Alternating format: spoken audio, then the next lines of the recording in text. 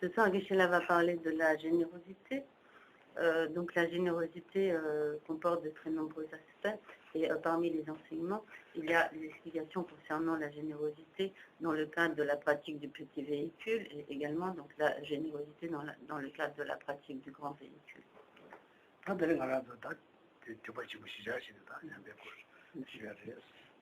Et à présent, Geshe-la va parler donc plus particulièrement de la pratique de la générosité dans le cadre du grand véhicule.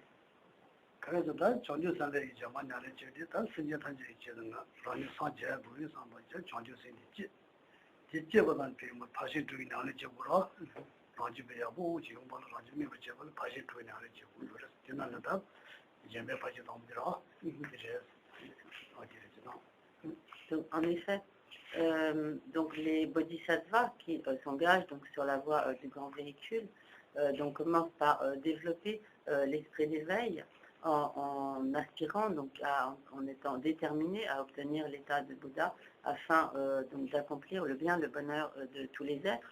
Mais donc il ne suffit pas de développer cette détermination de l'esprit d'éveil. Le bodhisattva doit ensuite donc afin de porter son propre esprit à maturité, s'appliquer à la pratique des 6 perfections et la perfection de la générosité est la première donc, de ces 6 perfections.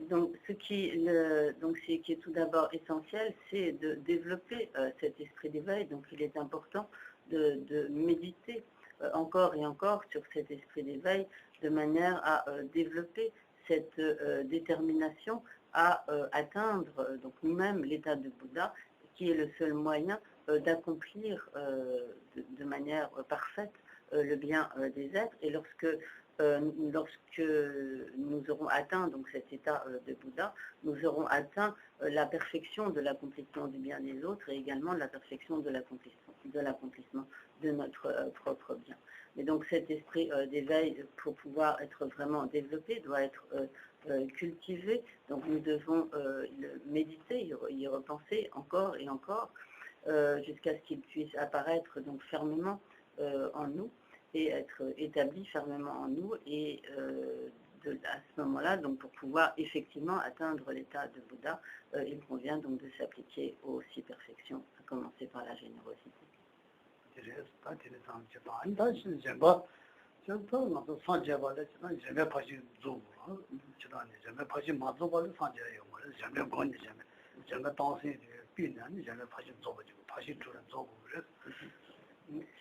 Donc pour pouvoir atteindre l'état de Bouddha, il est nécessaire que cette pratique de la générosité soit menée à la perfection, donc aboutisse à donc son total parachèvement. Et donc il en va de même de toutes les perfections.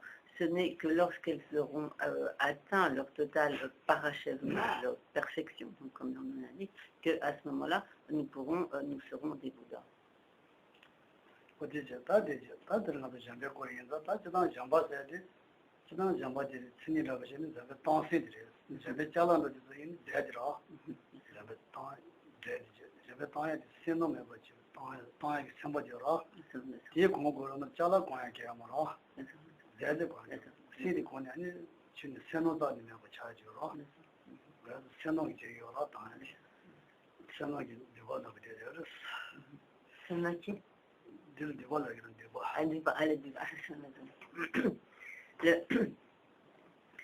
Tout d'abord, pour ce qui est donc de ce qui constitue réellement la générosité, cette générosité est constituée par la disposition d'esprit généreuse et les substances, ce qui est comme la substance qui fait l'objet du don, c'est seulement donc la substance du don, mais ce n'est pas la pratique de la générosité elle-même.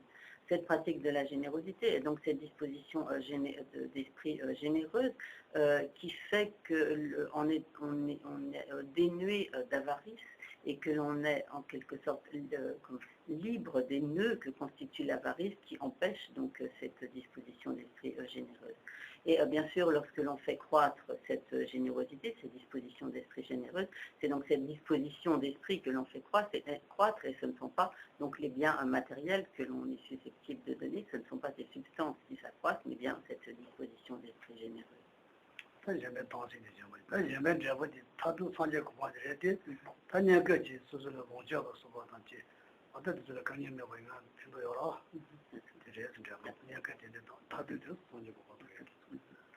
Donc, ultimement, le résultat qui sera accompli par la pratique de la générosité menée à sa perfection, c'est l'état de Bouddha. Mais même, disons, de manière plus immédiate, de la pratique de la générosité, nous récolterons donc de nombreux bienfaits, et en particulier l'aisance matérielle et donc l'absence de difficultés matérielles. Et donc le fait de ne pas rencontrer de grandes difficultés matérielles, cela favorisera le développement, la progression de l'esprit.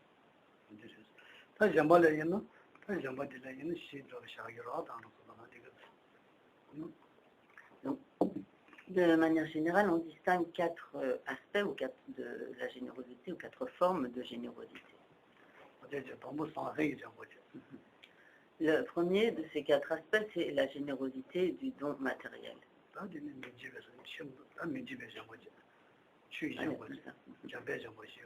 Les autres aspects sont donc la générosité de la protection, littéralement, donc de la non-peur, c'est-à-dire ce qui protège des peurs, donc la générosité de la protection.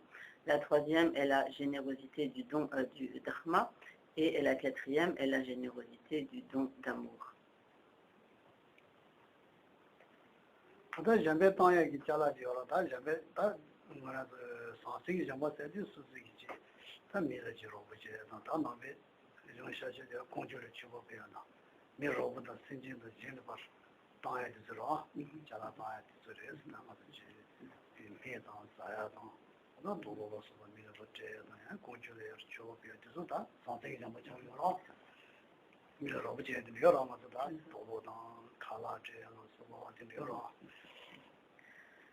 La générosité du don matériel consiste donc en cette disposition d'esprit généreux qui fait, et donc le don matériel peut concerner toutes sortes donc, de substances, d'objets. Il peut s'agir donc de nourriture que l'on donne à des personnes nécessiteuses, ou des vêtements, ou des médicaments. Et cette générosité du don matériel est également constituée par toutes les offrandes que nous faisons aux trois joyaux.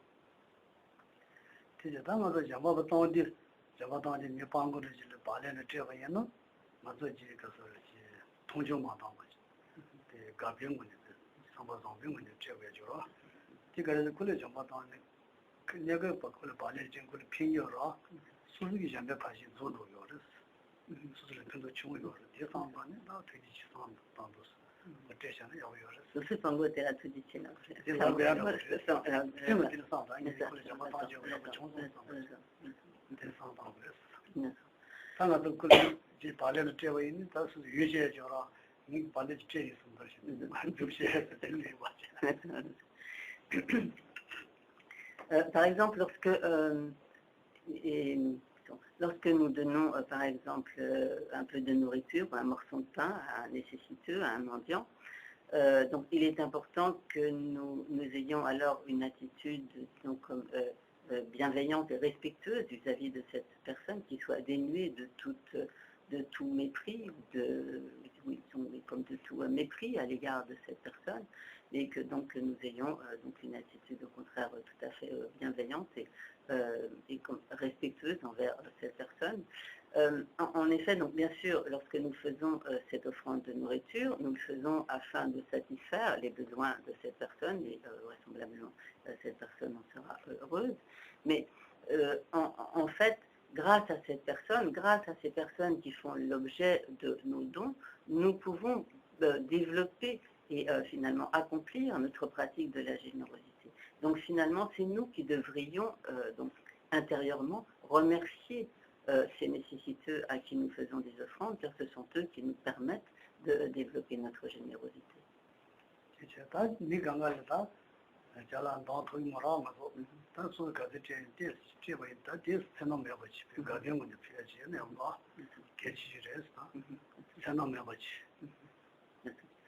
Donc lorsque nous faisons ainsi ces offrandes de biens matériels, bien sûr, nous ne pouvons pas combler les besoins de tous les êtres, les besoins matériels donc de tous les êtres, mais au moins lorsque nous donnons ici et là, en faisant ainsi divers dons, il est très important que dans notre attitude, nous soyons totalement dénués d'avarice.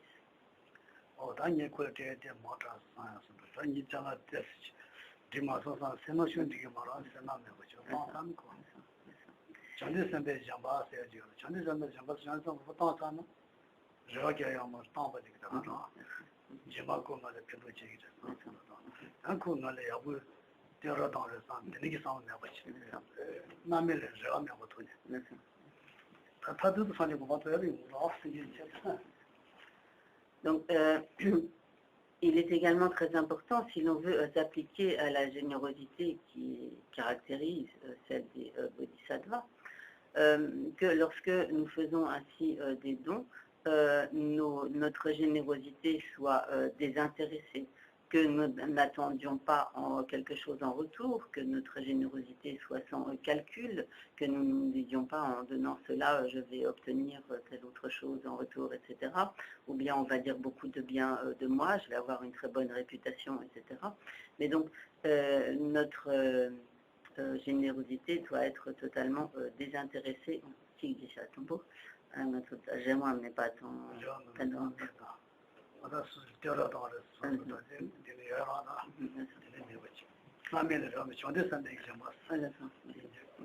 Et donc nous ne devons pas pratiquer la générosité dans l'espoir simplement qu'on dise du bien de nous, mais afin de progresser de manière totalement désintéressée dans la générosité des bodhisattvas.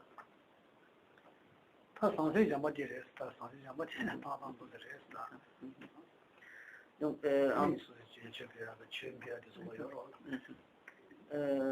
donc bien sûr, le fait de faire des offrandes de lumière, des offrandes de toutes les offrandes d'eau que nous faisons donc aux trois joyaux sur notre autel, etc., tout cela entre également dans le cadre de la pratique de la générosité.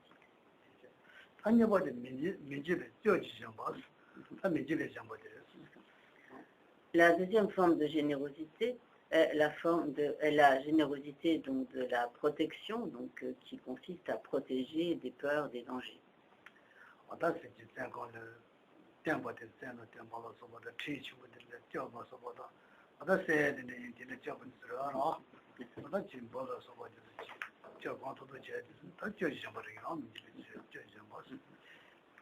Donc cette générosité de la protection est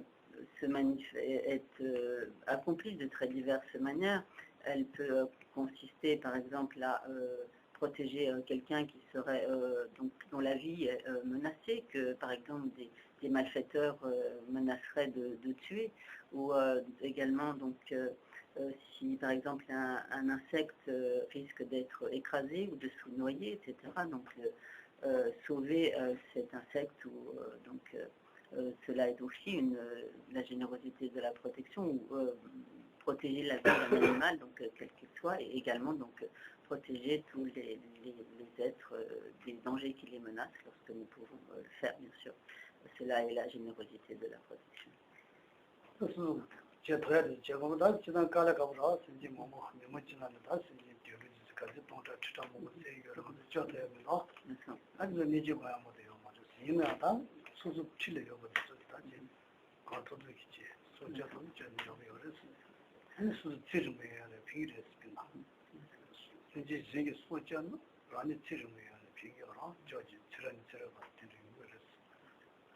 Donc, bien sûr, il y a tant d'êtres, et donc en particulier d'animaux, dont la vie est menacée et la vie et qui sont donc abattus dans les abattoirs par centaines de milliers.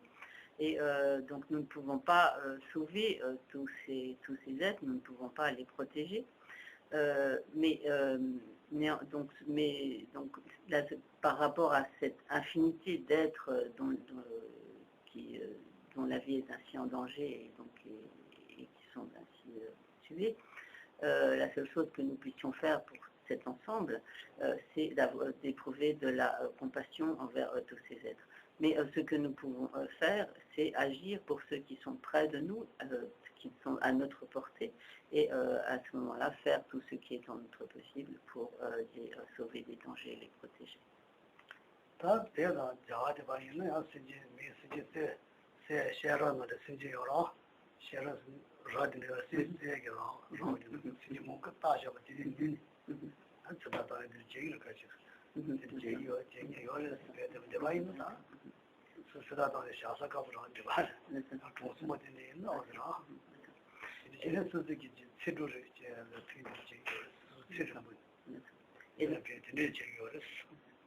Et lorsque nous agissons ainsi pour protéger les êtres des dangers qui les menacent et que nous les sauvons donc de la mort, en résultat de cela, nous-mêmes, nous en récolterons de nombreux bénéfices, et cela notamment accroîtra notre longévité.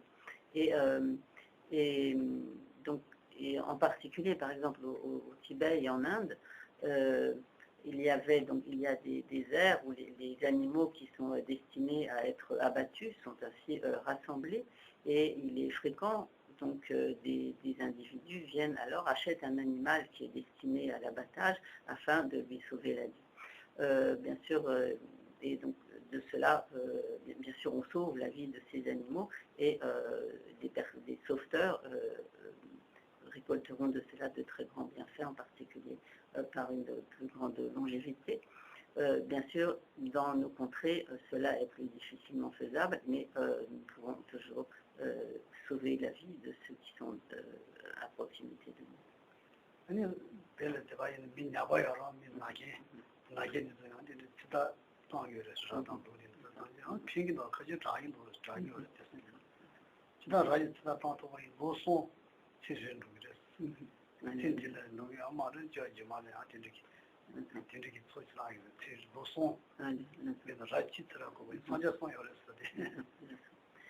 Et par exemple, au Tibet en particulier, lorsque des personnes étaient très gravement malades, afin donc de pouvoir prolonger leur vie, il était d'usage donc justement de sauver des animaux de l'abattage, et notamment si par exemple on rachetait une chèvre pour lui sauver la vie, cela permet à la personne de prolonger de 3 ans la vie du malade. Et en outre, donc, cela permet de prolonger la longévité de celui qui accomplit donc une telle action par laquelle il sauve donc ces animaux. Donc cela n'est pas juste une fantaisie, cela est enseigné et énoncé dans les enseignements du Bouddha lui-même.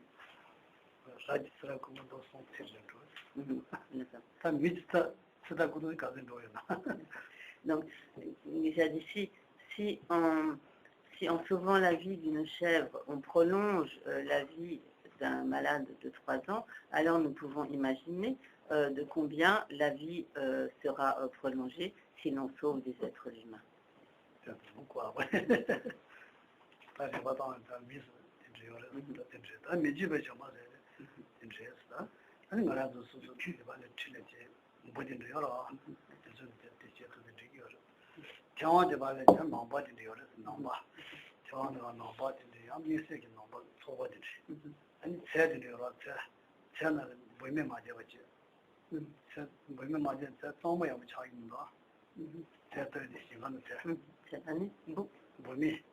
بومم الفا لا تنسى insecticide mal 아니 뭐시라 슈마라 아니 자리 그런 너무 춘 사이어라 도와진다 여러 정도 하나도 된데 하나도 내가 매화신 거 내가 지금 말아 근데 제가 다 주냐는 제인데 Et donc, par exemple, à Taïwan, dans les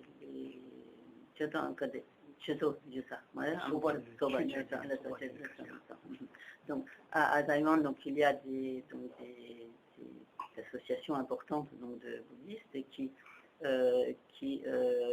veillent à ce que dans les cultures, on ne mette pas d'insecticides et qui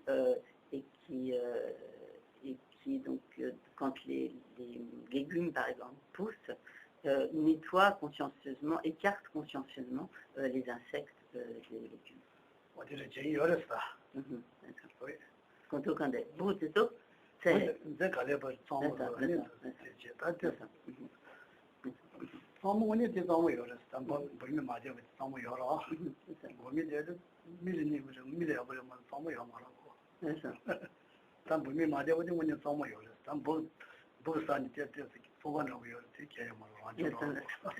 en réalité, ce qui en fait pollue, les cultures de légumes, ce sont nos insecticides, etc. Et ce ne sont pas les petits insectes qui vont manger quelques petits morceaux des légumes. Cela ne les rend pas du tout impropres à la consommation.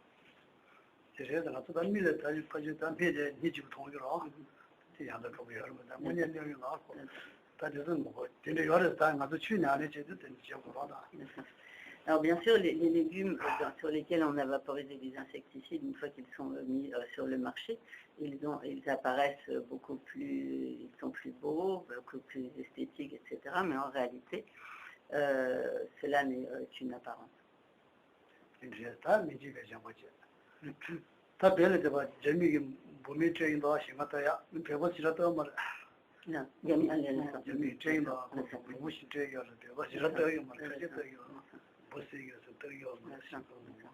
Et donc aujourd'hui au Tibet, donc les Chinois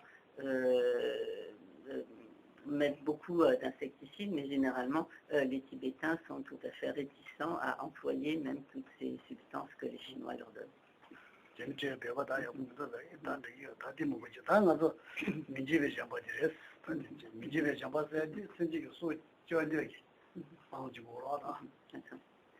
Donc,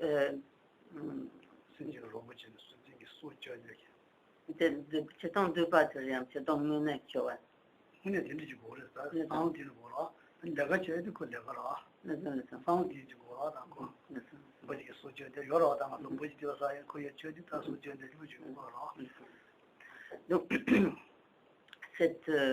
Donc cette intention de sauver la vie des êtres qui sont en danger, donc que ce soit des animaux ou des insectes, etc., des êtres humains bien sûr, qui pousse donc à concrètement libérer en fait du danger ces êtres est ce que l'on appelle donc la générosité de la protection.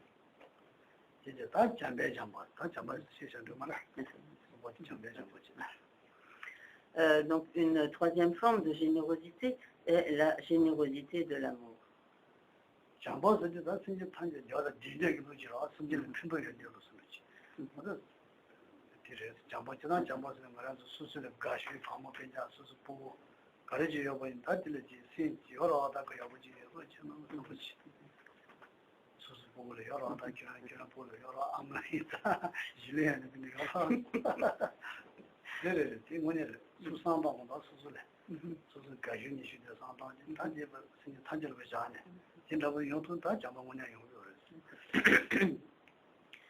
Donc ce que l'on appelle l'amour, c'est le fait que le véritable amour, l'amour dans son sens très vaste, l'amour infini, c'est le souhait que tous les êtres puissent posséder le bonheur.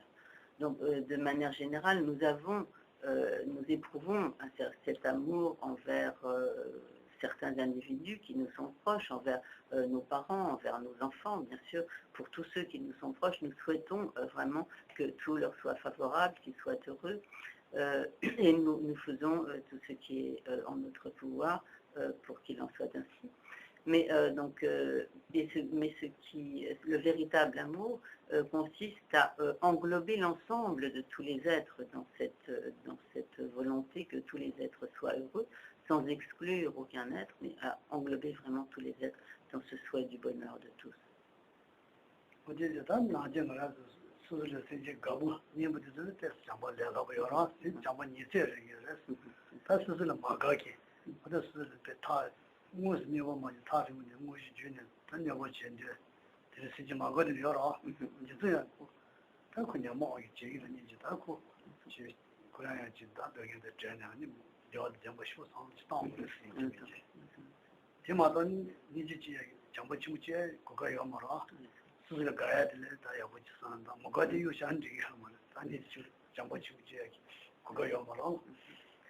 Donc, de manière générale, donc il y a d'une part tous ceux qui nous sont proches, que nous aimons, pour lesquels nous avons de l'affection, etc.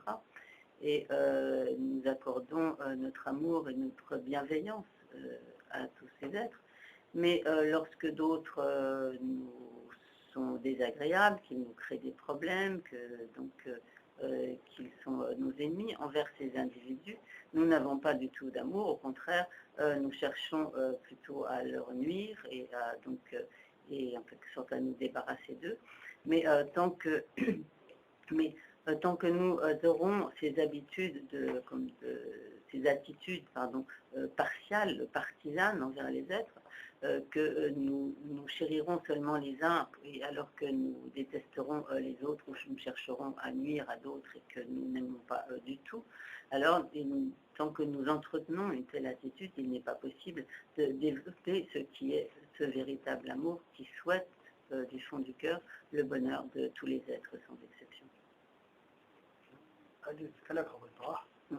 Donc bien sûr, cela est quelque peu difficile.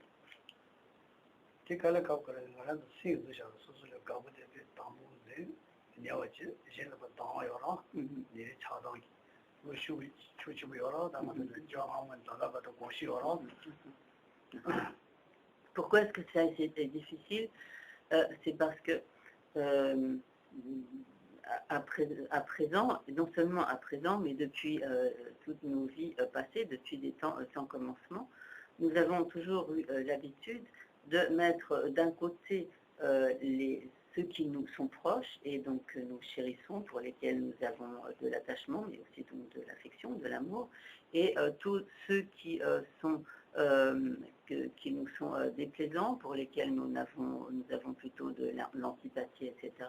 Et pour cela, nous avons de l'aversion, de la haine ou de la colère, etc. Et comme nous nous sommes habitués depuis très longtemps, depuis des temps sans commencement, donc non seulement dans cette vie, à entretenir ce genre d'attitude complètement partiale, partisane, alors du coup il nous devient très difficile de développer un amour égal envers tous.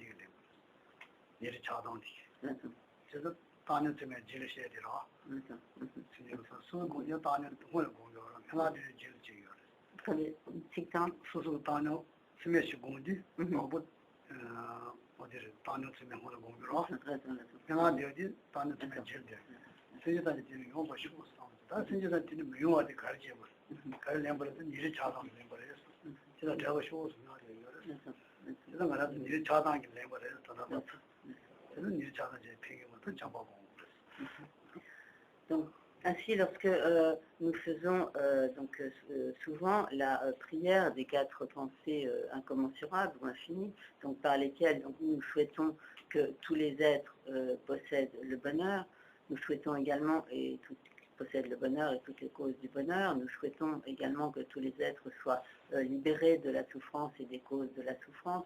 Nous souhaitons que tous les êtres obtiennent un véritable bonheur durable, qu'ils ne soient pas séparés donc d'un véritable bonheur durable.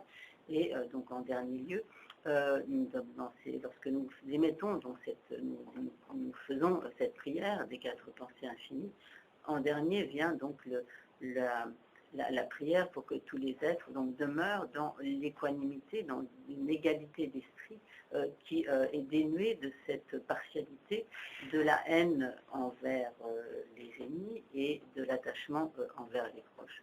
Donc, lorsque nous faisons ainsi cette prière des quatre pensées incommensurables, l'équanimité vient en dernier, et la raison de cela est que lorsque nous réfléchissons au fait que donc, les êtres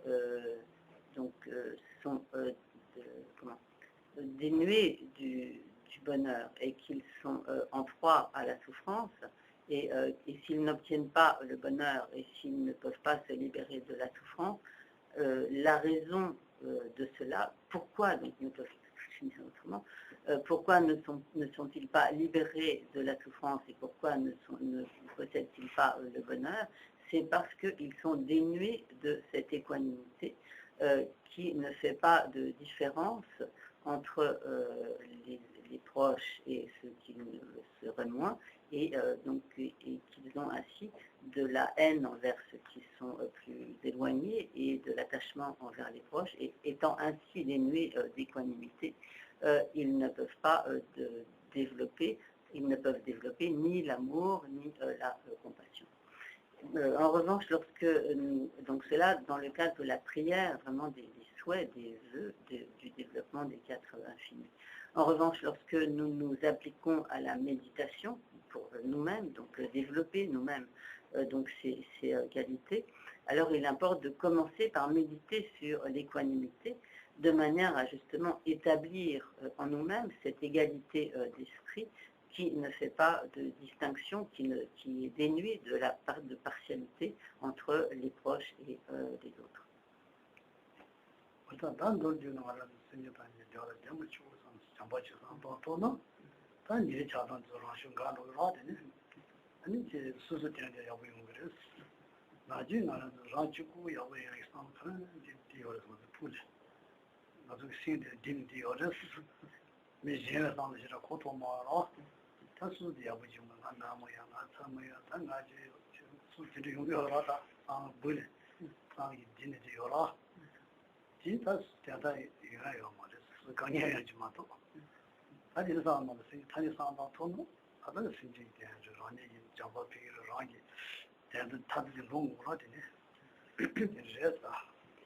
Et donc, en bref, il est important que nous essayions de continuellement alimenter nos pensées d'amour, de ce souhait du bonheur de tous les êtres, de souhaiter donc du fond du cœur encore et encore, de nous rappeler continuellement cette pensée par laquelle nous souhaitons que tous les êtres puissent obtenir le bonheur. Donc de manière générale, ce ne sont pas de telles pensées que nous entretenons, mais nous sommes principalement centrés sur nous-mêmes, sur nos conceptions égoïstes, et nous pensons toujours à ce qui importe pour nous-mêmes. Nous disons pourvu que j'obtienne cela, pourvu que je ne sois pas malade, pourvu que, etc. Donc nous souhaitons toujours tout pour nous-mêmes, et ce qui concerne les autres devient tout à fait secondaire dans nos préoccupations. Et donc plus nous développerons donc, ces pensées d'amour, et plus nous pourrons faire décroître cet égocentrisme qui fait que nous sommes toujours préoccupés de nous-mêmes, et plus nous ferons croître ces pensées de véritable amour, et tout naturellement, finalement, nous accomplirons également tout ce qui est favorable pour nous-mêmes.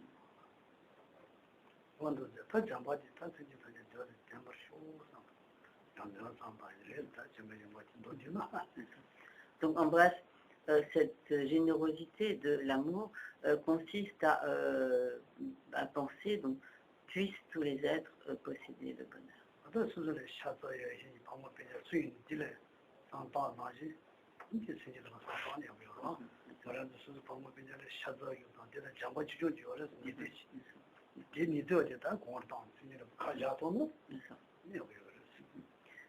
Donc, nous commencerons par, disons, à la base, penser à tous ceux qui nous sont proches, pour lesquels il nous est facile de développer ces pensées d'amour, en souhaitant, en nous disant, en souhaitant donc le bonheur de tous ceux qui nous sont proches, en pensant si seulement tous mes proches, mes parents, mes enfants, ma famille, mes amis, etc., puissent-ils tous être heureux. Et partant de ce qui nous est aisé, donc de cet amour que nous éprouvons pour nos proches, nous élargirons donc, nos pensées d'amour à un nombre d'êtres de plus en plus grand.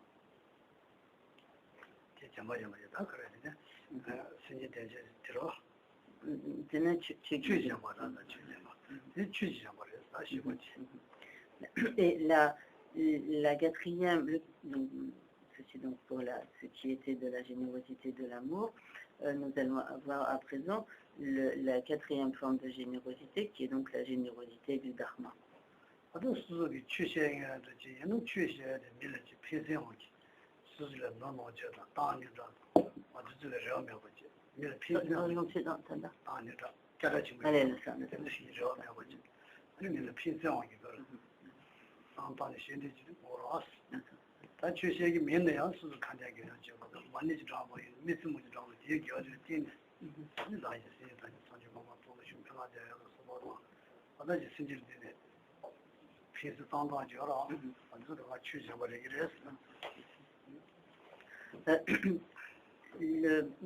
Cette générosité du dharma donc, consiste notamment à enseigner le dharma, et ceci bien sûr avec une motivation tout à fait appropriée, avec donc la motivation que le dharma que l'on transmet soit bénéfique, donc profitable à ceux à qui on le donne, et ce don du dharma doit être dénué également de tout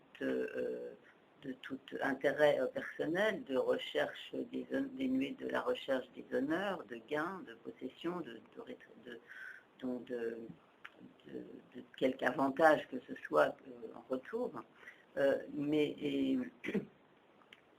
également donc lorsque nous faisons des récitations de mantras, diverses prières, etc., et lorsque nous dédions toutes nos pratiques, nos récitations, etc., pour le bien de tous les êtres, et afin que nous-mêmes nous puissions obtenir l'état de Bouddha, et ainsi réaliser le bien de tous les êtres, cela entre également dans le cadre de la générosité du Dharma.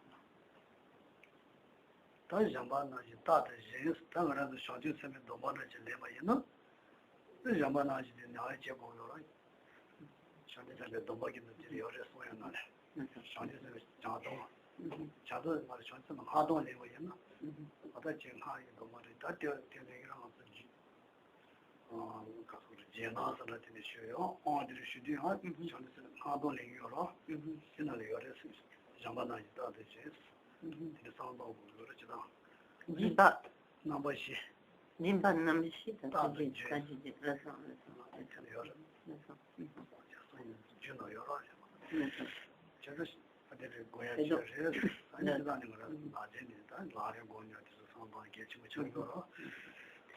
et c'est tout quand on a qui dans battant sans tu sais mais de moi et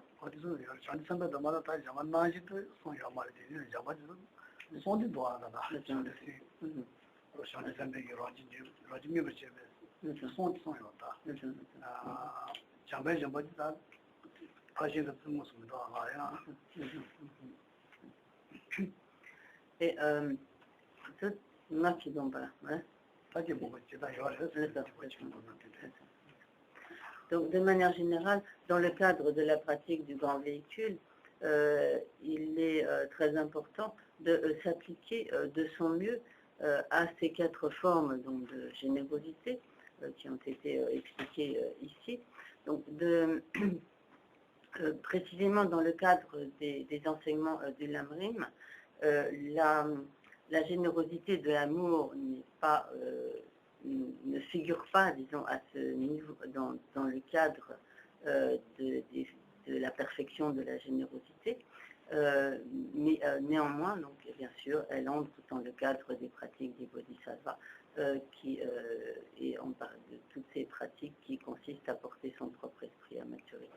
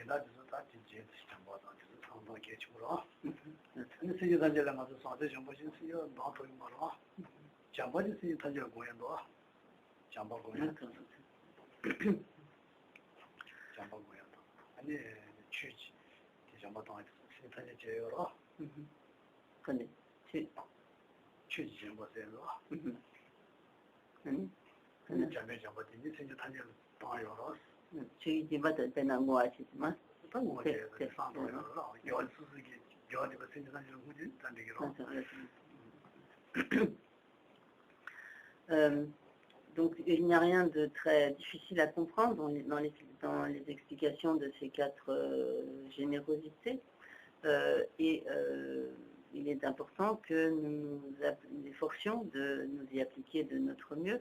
Donc pour ce qui est de la générosité du don matériel, donc bien sûr nous ne pouvons pas combler les manques de tous les êtres, mais nous pouvons au coup par coup, donc lorsque nous en avons la possibilité, faire donc des dons matériels. Il n'est pas nécessaire que ce soit des dons extrêmement substantiels, conséquents, etc., mais à notre niveau. Donc nous pouvons donc pratiquer ce don matériel de notre mieux. Également donc nous appliquer au don de la protection lorsque nous en avons l'occasion. Et donc pour ce qui est du don d'amour, nous pouvons nous appliquer très largement à cette générosité donc, de l'amour en souhaitant continuellement le bonheur des êtres, et donc il n'y a pas de limite à la manière dont nous pouvons nous appliquer à ce don d'amour, et de même que pour ce qui est du don du dharma, même si nous ne transmettons pas directement l'enseignement du dharma proprement dit, en dédiant toutes nos pratiques et nos récitations de mantras, etc., nous pouvons très largement nous appliquer à ce don du dharma.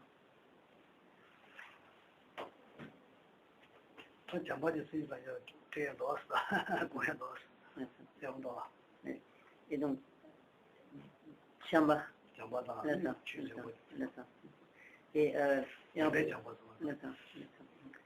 Et en particulier, donc, ces pratiques du don d'amour et du don du dharma peuvent être pratiquées aisément sous aucune limite en englobant tous les êtres.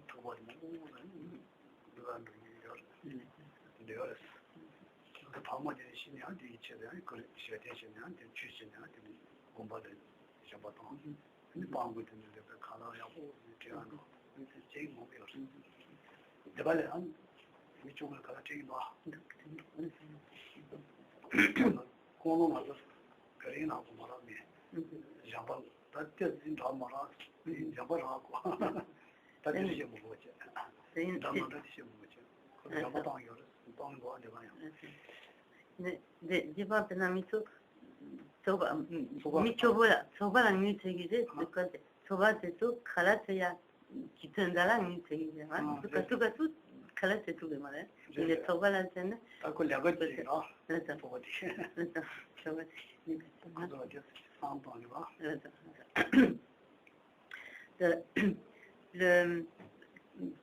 il est important également, pour ce qui est de la générosité du don matériel, de faire soi-même directement ces dons matériels et de ne pas, par exemple, confier la tâche à quelqu'un d'autre pour que une autre personne fasse cela à notre place. Par exemple, traditionnellement, en Inde, donc il arrivait que des rois qui étaient particulièrement généreux à certains moments fassent venir tous les pauvres du royaume et le roi lui-même de sa propre main en quelque sorte vidait son trésor en faisant don à tous ces pauvres, et cela pouvait durer pendant plusieurs jours, où c'est le roi lui-même de la main à la main donc faisait don des dons aux pauvres.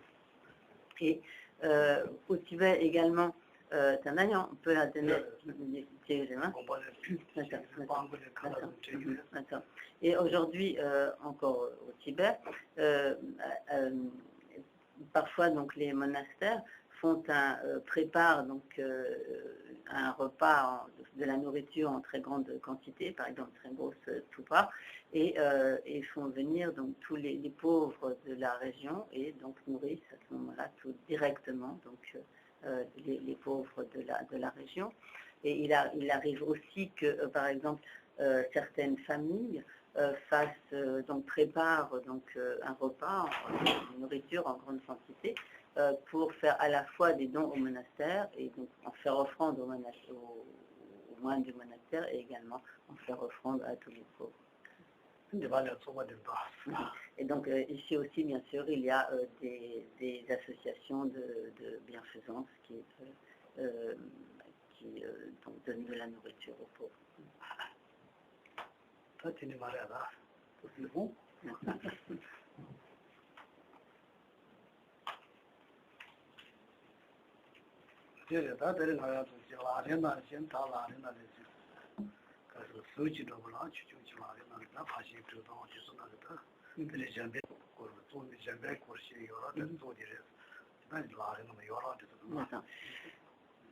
Donc tous ces points sont très largement détaillés dans les enseignements du Lamrim, donc de la voie progressive. Donc, et c'est là on a donné ici donc il y a un peu de temps, si vous avez des questions à poser, vous pouvez les poser.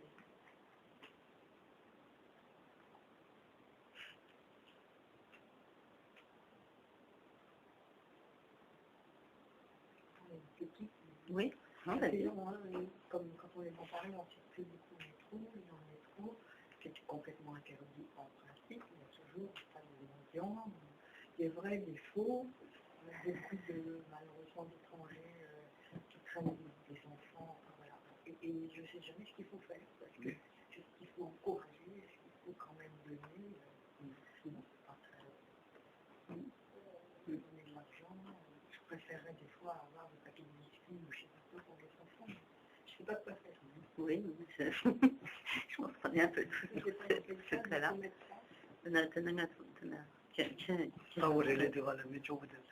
Tenemos bostayo estaba muy yani teto tamara te gugidu minduta te cuando Yusuf ambal tayres ambal tayres zumula tene nada de tayre de nichi da kana te tumda kana te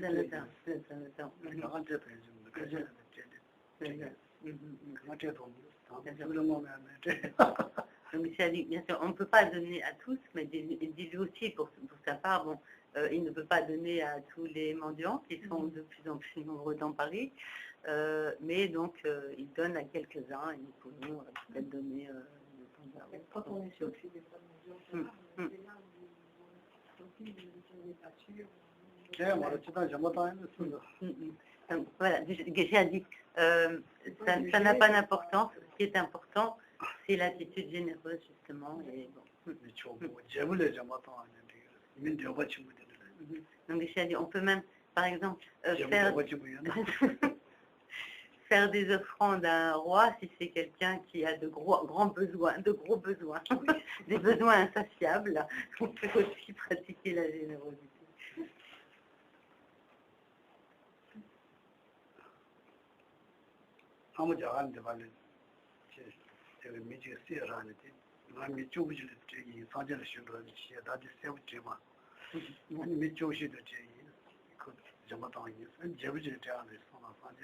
Allez.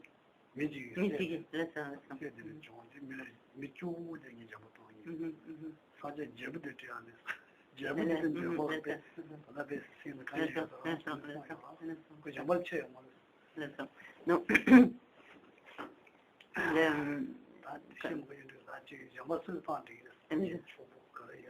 Donc, très brièvement, donc, il y a comment, quelqu'un qui demandait au Bouddha à qui il devait faire donc, les offrandes matérielles, et le Bouddha lui a dit faites-les au roi parce que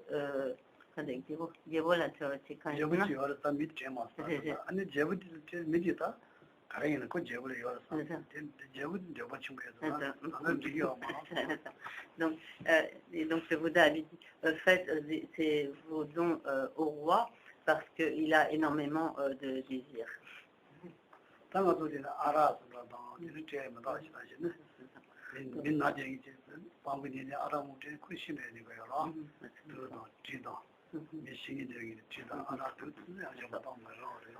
Donc, bien sûr, il y a des choses que nous ne devons pas donner. Par exemple, donner de l'alcool à un mendiant, ou donner une arme, ou donner un couteau, donner du poison, etc. Donc, tout ça, bien sûr, ce sont des substances qu'en aucun cas nous ne devons donner. Donc, cela a son sens. Une pochée disait donner à Tardeling parce que le but est à plus long terme.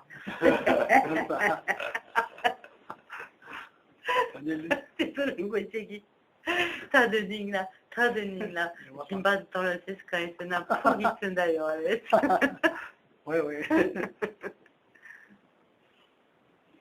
단대를 다 치우고만 인사 그 견제 있으라면 와. Effectivement, dans la mesure où Tardeling ne vise que le développement du Dharma, donc Tardeling n'a pas donc n'est pas riche.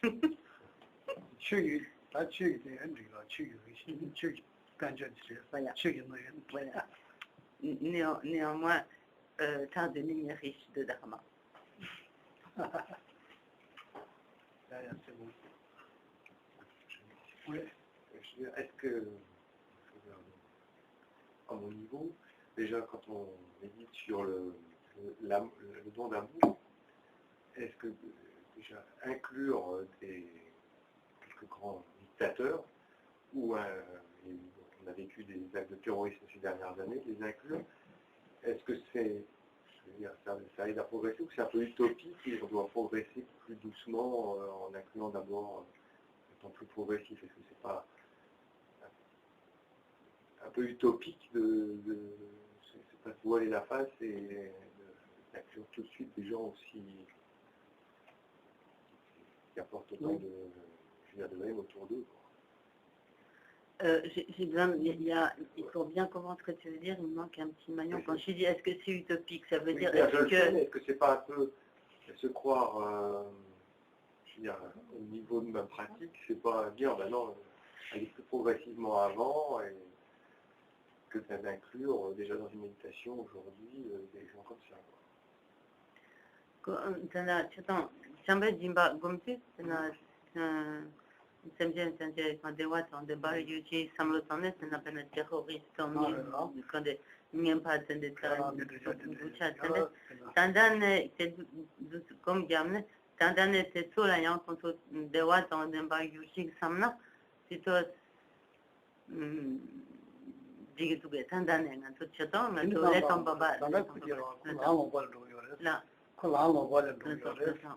근데 생기는 거 생기도 뭐지 봤어요.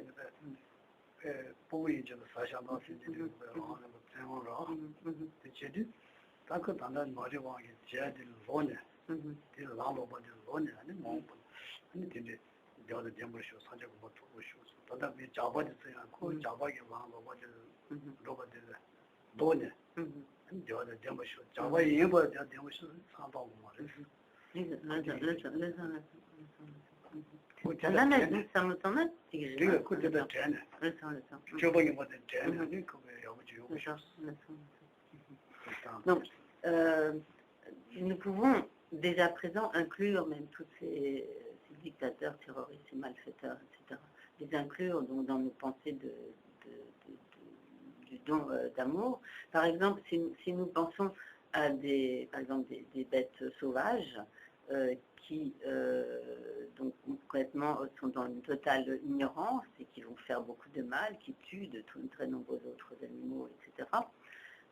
Donc, si nous développons envers ces êtres des pensées d'amour, nous développons ces pensées d'amour en pensant donc, en souhaitant qu'elles puissent se détourner de telles actions qui sont préjudiciables à elles-mêmes et aux autres êtres, de manière à ce qu'elles puissent se débarrasser de cette ignorance qui les entraîne dans toutes ces actions négatives et ainsi donc posséder un véritable bonheur. Donc il en va de même des dictateurs, des terroristes, de tous ceux qui commettent des atrocités. Donc lorsque nous souhaitons que ces êtres puissent posséder le bonheur, nous ne souhaitons pas qu'ils soient heureux en tant que des malfaiteurs, que des terroristes et des dictateurs, etc., donc des malfaiteurs, mais nous souhaitons qu'ils puissent totalement s'écarter, donc se débarrasser de l'ignorance, de toutes les vues fausses, de tous les chemins erronés, etc., qui les poussent vers ces accomplissements totalement atroces et négatifs, et que s'écartant donc de cette voie erronée, ils puissent donc trouver un juste chemin et alors posséder le bonheur. Ça répond à ta question. Oui, quand 제가 알아서 저번에 무슨 딜레 샤고야 지라 저번 거지 kana kawai shaye su da su 딜레 샤고 나제 샤고 상동요로. Et donc, lorsque nous voulons vraiment progresser dans notre méditation sur l'amour, il est important de visualiser devant soi ces êtres que nous n'aimons pas, qui nous sont hostiles, que nous considérons comme des ennemis, pour vraiment nous appliquer à développer envers eux la compassion, l'amour et la compassion. C'est difficile. Mais possible.